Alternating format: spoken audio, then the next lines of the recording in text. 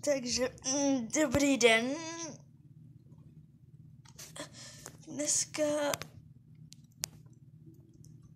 vám ukážu, jak se jmenuju a vlastně jak můj kanál bude fungovat. Protože většina z vás v komentářích psala Roblox, tak Roblox. Tady máte moje jméno, to modře je jméno. Nevím, jestli to jde vidět, když tak vám to napíšu do popisu. A tam to nahoře je moje přezdívka.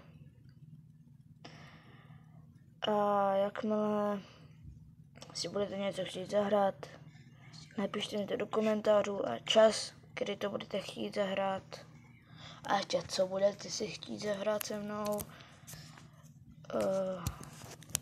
Kdykoliv si s váma můžu zahrát.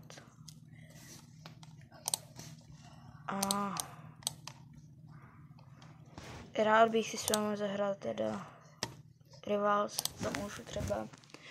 Ale napište mi, co byste si chtěli zahrát. Jinak natáčet videa moc nebudu. Podle toho, kolik odběratelů budu mít. Tak nashledanou.